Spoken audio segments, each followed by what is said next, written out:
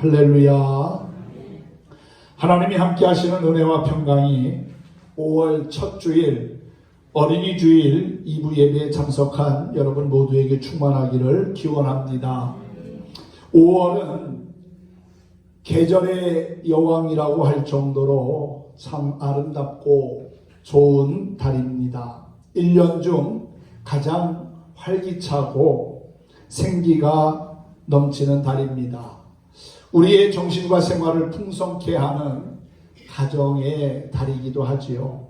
산과 들이 초록색 옷으로 갈아입고 울긋불긋한 예쁜 꽃들이 자신의 아름다움을 힘껏 자랑하는 5월의 첫 주일, 어린이 주일이지요.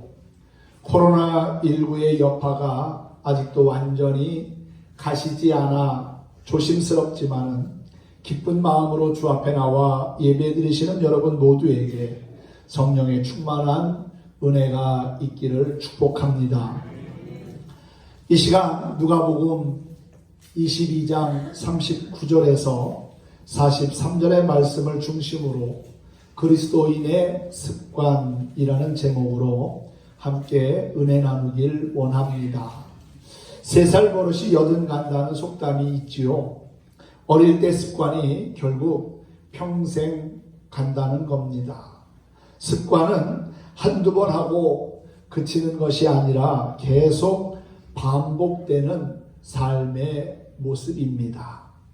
사전에서는 습관을 오랫동안 되풀이하여 몸에 익은 채로 굳어진 행동이라고 정의하고 있습니다. 습관은 나를 변화시키는 힘이 되기도 합니다.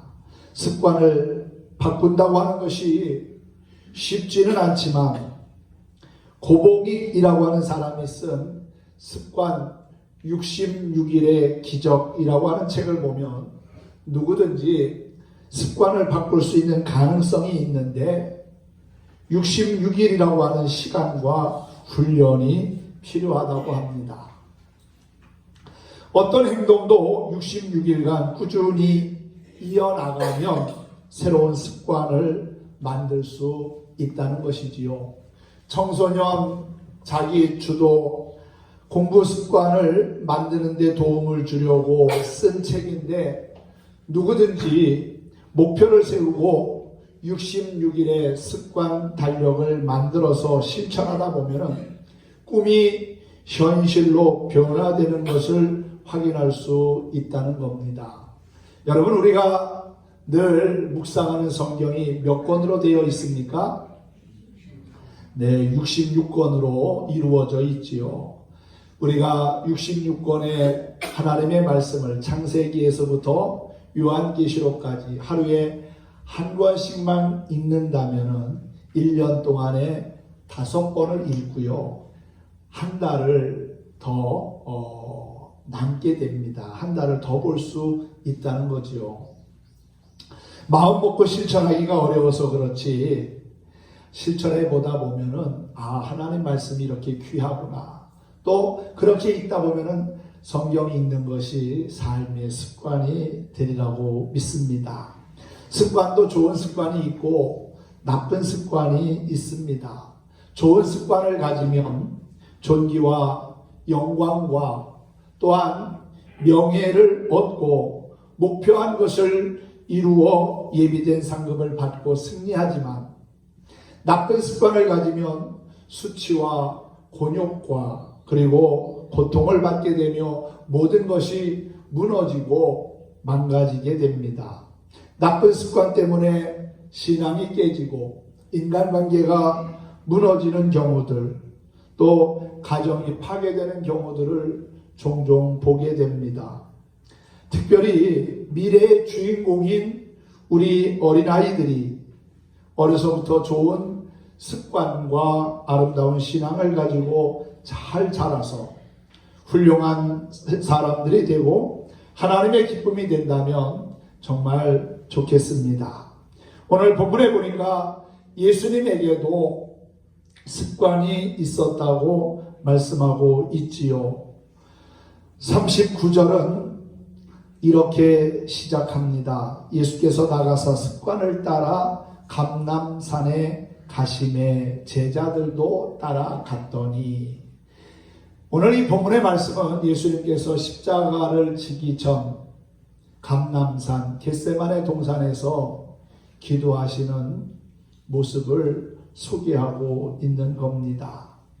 예수님은 십자가의 고난을 받기까지 기도의 자리를 지키셨고 또한 기도하는 습관을 이어 나갔습니다. 이전에도 예수님은 새벽 미명에 한적한 곳에 가셔서 기도하는 그러한 모습을 보이시기도 했지요. 주님의 습관이 나의 습관이 될 때 주님의 기쁨이 나의 기쁨이 되고 또한 주님의 영광이 나의 영광이 될 줄로 믿습니다. 우리가 믿음으로 살면서 가져야 될 신앙의 좋은 습관은 무엇일까요? 첫째는 기도하는 습관을 길렀으면 좋겠습니다. 사도 바울이 데살로니가 교회에 보낸 첫 번째 편지 결론 부분에 보면은 쉬지 말고 기도하라는 말씀이 있습니다. 항상 기뻐하라, 쉬지 말고 기도하라, 범사에 감사하라. 이는 그리스도 예수 안에서 너희를 향하신 하나님의 뜻이니라 그랬지요. 쉬지 말고 기도하는 것, 기도를 습관화하라는 말씀입니다. 예수님께서 습관을 따라 감람산에 가셔서 기도한 것처럼 우리도 기도의 습관을 가지면 좋겠습니다. 기도는 문제 해결의 열쇠고 무능한 자를 능력 있게 만드는 원동력이 됩니다. 그리고 기도는 불가능을 가능케 하는 하나님의 능력일 뿐만 아니라 아무것도 없는 무에서 유를 만들 수 있는 힘이 있습니다. 하나님의 마음을 움직이는 강력한 힘이 바로 기도라는 사실이지요. 믿음으로 기도에 힘쓸 때 악한 영과의 영적 싸움에서 승리하며 또한 유혹과 그리고 시험, 질병도 능히 이길 수 있습니다. 오늘 읽은 말씀 가운데 40절에 보면은 예수님은 제자들에게 유혹에 빠지지 않게 기도하라고 말씀했습니다. 다시 말하면 기도하지 않으면 유혹에 시험에 능히 빠질 수 있는 가능성이 높다는 거지요. 기도하면 이길 수 있는데 물리칠 수 있는데 기도하지 않아서 유혹에 무너지고 시험에 든다면 그것은 바로 나의 책임일 것입니다. 기도의 습관이 없던 제자들 유혹과 시험 앞에서 산산이 무너져 버리고 말았습니다. 십자가의 고난과 죽음을 앞두고 기도하시는 예수님을 천사들이 나타나 힘을 더하며 도왔던 사실에 우리는 주목할 필요가 있습니다. 기도할 때 도우시는 하나님의 손길이, 하나님의 은혜가 임하게 된다는 사실이지요. 그러므로 예수님의 기도의 습관이 우리에게도 있기를 간절히 소망합니다. 두 번째는 말씀을 청종하는 습관을 가져야 합니다. 하나님의 말씀은 생명의 말씀이고 영생의 말씀이고 내 발의 등불과 같고 내 삶의 길의 빛과 같습니다. 바울은 디모데에게 편지를 보내면서 하나님의 말씀을 이렇게 정의한 바 있지요. 하나님의 말씀은 교훈과 책망과 바르게 함과 의로 교육하기에 유익하다는 겁니다. 그리고 우리로 하여금 구원에 이르는 지혜를 준다고 말씀하고 있습니다. 그러므로 하나님의 말씀을 청종하는 습관이 우리 안에 있으면 좋겠습니다. 하나님의 말씀을 따라 행하다 보면은 하나님이 우리의 삶을 통해서 선한 역사를 이루어 가십니다. 유다의 18번째 왕 여호야김이라는 왕이 있습니다.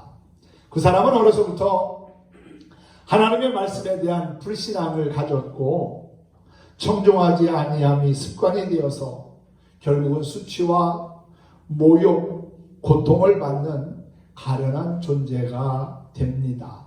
반면에 여호수아는 하나님의 말씀에 청종하는 습관을 가지고 이스라엘 백성들을 이끌고 요단강을 건너 약속의 땅 가나안에 이르는 큰 기쁨을 얻지요. 성경은 우리에게 끊임없이 하나님의 말씀을 청종하라고 권면합니다. 나를 청종하라, 그리하면 너희가 좋은 것을 먹을 것이며 너희 마음이 기름진 것으로 즐거움을 얻으리라. 하나님의 말씀을 청종하며 사는 자에게 하나님께서 함께 하시며 은혜와 복을 베푸신다는 것입니다. 말씀을 청종하는 좋은 습관을 잘 길러서 하나님을 기쁘시게 하며 주변 사람들에게도 선한 영향력을 주는 복된 성도들이 되기를 주님의 이름으로 축복합니다. 세 번째는 성경을 읽고 묵상하는 습관을 길러야 합니다. 육신의 건강과 몸을 보존하기 위해 매일 양식을 먹어야 하듯이 영의 양식인 성경을 매일 읽는 습관도 기르면 정말 좋습니다. 저에게는 아침마다 강원도 화천에서 김흥식 목사님이라는 분이 매일 하늘 양식이라고 하는 카톡을 보내줍니다. 그 카톡에는 아름다운 자연과 함께 성경 말씀이 영어와 한글로 기록되어 있습니다. 저는 또다시 그 하늘 양식을 저와 카톡하는 성도님들과 지인들에게 보냅니다. 그 말씀을 보면서 많은 분들이 은혜를 받고 기뻐하는 모습을 보게 됩니다. 매일 주시는 말씀을 기대하며 묵상할 때 말씀에서 나를 찾아오시는 주님을 만나게 된다는 사실이지요.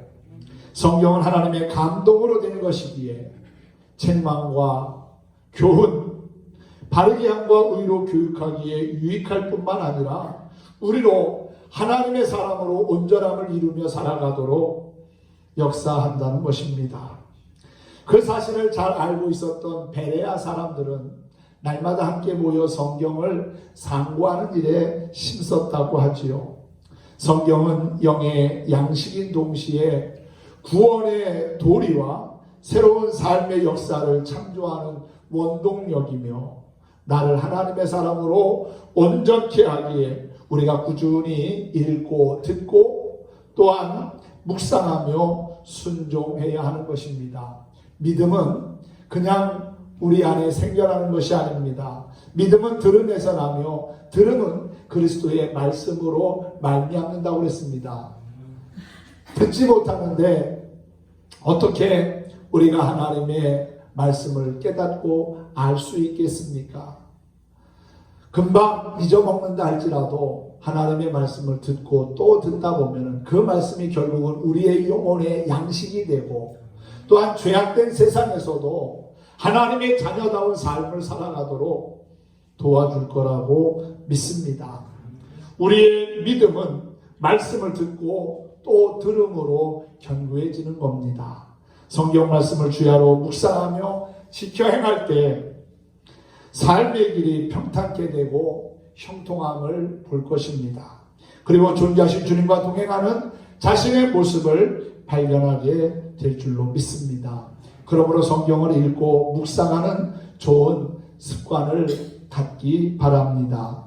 또한 찬송하는 습관도 우리에게 필요합니다. 찬송은 하나님을 기쁘게 하며 내 마음에 평안을 가져다 줍니다. 힘들고 어려운 일을 만났을 때 조용히 찬송해 보십시오. 찬송을 통해서 내 마음을 어루만지시는 하나님의 손길이 느껴질 겁니다. 찬송은 곡조가 있는 또 하나의 기도이지요. 우리 믿음의 선생들은 찬송의 의미와 능력을 깨닫고 늘 찬송하기를 힘썼습니다. 기쁠 때나 슬플 때에도 어려운 일을 만나거나 감사한 일을 만날 때에도 심지어 질병과 죽음 앞에서도 찬송을 멈추지 않았습니다. 찬송은 하나님께 영광이 되며 우리 인생들에게는 근심과 걱정, 우수사려가 물러가며 심령의 평화가 깃들게 합니다. 그리고 찬송은 마음의 기쁨을 충만케 하며 새 힘을 얻게 합니다. 뿐만 아니라 시험을 이기고 마귀를 물러가게 하는 능력이 있습니다. 그러므로 우리가 어느 곳에 있든지 집에 있을 때나 밭에 있을 때나 삶의 현장에 있을 때 찬송하는 습관을 가지고 날마다 승리한다면 정말 하나님의 사람으로 복을 누리게 될 줄로 믿습니다. 찬송하면서 주님이 주시는 기쁨과 평안을 누리는 저와 여러분이 되기를 소망합니다. 또한 감사하는 습관도 우리에게 필요합니다. 범사에 감사하라. 너희는 감사하는 자가 되라. 감사하는 말을 하라. 여호와께 감사하라. 그는 선하시며 그의 인자하심이 영원함이로다 그랬지요. 성경은 우리에게 감사하라고 명령합니다. 그냥 감사할 조건이 있을 때만 알아서 감사하라는 게 아닙니다. 늘 범사에 감사하라는 것이지요. 그것 또한 하나님의 뜻이기 때문에 그렇습니다. 입술의 감사와 물질의 감사와 삶의 감사가 어우러질 때 우리의 감사가 하나님께는 기쁨이 되고 우리 안에도 큰 기쁨을 얻게 할 줄로 믿습니다. 하나님께서 우리에게 베푸신 은혜와 사랑을 생각해 보면 감사하지 않을 수가 없습니다. 하나님의 돌보심이 있었습니다. 하나님의 지켜주심이 지금까지 있었습니다. 하나님이 인도하셨기에 오늘 우리는 여기까지 올 수 있었던 겁니다. 그리고 지금도 살아 숨쉬며 살아가고 있는 거지요. 사건과 사고, 위험한 일들이 우리 주변에 항상 있지만 그럼에도 불구하고 구원받은 하나님의 자녀로 우리가 평안히 살아가고 있는 것 하나님이 함께 하시고 보호하신 결과입니다. 그러므로 우리는 날마다 감사한 마음을 가지고 살아야 합니다. 감사하는 자에게는 더 좋은 감사의 조건들을 하나님이 보게 하시고 만나게 하실 겁니다. 감사는 은혜를 받는 통로이며 기적을 이루는 언어이고 신앙 성장의 요소일 뿐만 아니라 축복으로 가는 지름길입니다. 아침에 눈을 뜨면서 감사하고 또한 삶의 현장에서 일하면서 감사하고 하루의 일과를 마치고 잠자리에 들면서도 하나님 오늘 함께 하시고 지켜주셔서 감사합니다. 그렇게 잠자리에 들면서 감사해 보십시오. 하루하루가 아마도 기쁘고 행복할 겁니다. 불평과 원망은 하나님의 복을 차단하지만 감사는 우리의 삶에 놀라운 기적을 만나게 합니다. 그래서 감사의 습관을 키워나가는 것이 정말 귀한 일입니다. 마지막으로 남을 칭찬하고 격려하는 습관을 가져야 합니다. 아이들을 칭찬하고 격려하면 자신감을 갖고 적극적이고 긍정적인 사람으로 성장하게 됩니다. 별것 아니더라도 칭찬해주면 나를 인정해준다는 생각에 열심과 열정을 품고 더 열심히 노력한다는 것이지요. 작은 말 한마디의 칭찬과 격려가 아이에게 꿈을 갖게 하고 비전의 사람이 될 수 있게 한다는 사실이지요. 물리학자 아인슈타인을 여러분 잘 아실 겁니다. 천재하면 떠오르는 대표적인 인물입니다. 그런데 그는 4살 때까지 말도 제대로 하지 못하는 아이였습니다. 친구는 거의 없었고 눈에 띄지도 않았으며 학교 성적도 좋지 않아 그의 초등학교 생활 기록부에는 성공할 가능성이 희박하다라고 적혀 있었다고 합니다. 결국 아인슈타인은 학교에 적응하지 못하고 퇴학을 당합니다. 이 둔재를 깨워 천재로 만든 것은 그의 어머니였다고 합니다. 어머니는 기회가 있을 때마다 아인슈타인에게 축복의 말을 했습니다. 사랑하는 아들아, 너에게는 다른 사람이 갖지 못한 특별한 재능이 있단다. 너는 반드시 훌륭한 사람이 될 수 있을 거야. 하나님이 너와 함께 하신다 하는 그러한 격려와 위로, 축복의 말을 계속 해줬다는 거예요. 어머니가 해준 이 축복의 말이, 격려와 칭찬이 아인슈타인을 변화시켰고 세계적인 물리학자가 되게 했다는 것이지요. 저는 우리 교회학교 어린이들과 중고등학생들을 만날 때마다 우리 성도님들이 칭찬과 격려를 아끼지 않았으면 좋겠습니다. 말 한마디의 칭찬과 격려가 그 아이의 미래를 바꾸어 놓을 수 있다는 것이지요. 칭찬과 격려는 인간을 더 아름답고 멋진 존재가 되도록 만드는 요소를 가지고 있습니다. 그러므로 우리 성도들은 칭찬하고 격려하는 습관을 길러서 가정과 그리고 주변 사람들을 행복하게 만드는 해피맨이 되기를 소망합니다. 지금까지 우리가 갖춰야 하는 그리스도인의 습관들을 말씀드렸습니다. 기도하는 습관, 말씀을 청종하는 습관, 성경을 읽고 묵상하는 습관, 찬송하는 습관, 그리고 감사하는 습관, 칭찬과 격려하는 습관, 이와 같은 좋은 습관을 잘 길러서 하나님과 사람들에게 존귀 여김을 받는 예수의 사람들이 되기를 바랍니다.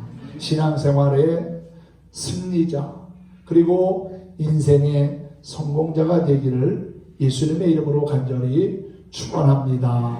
축복합니다.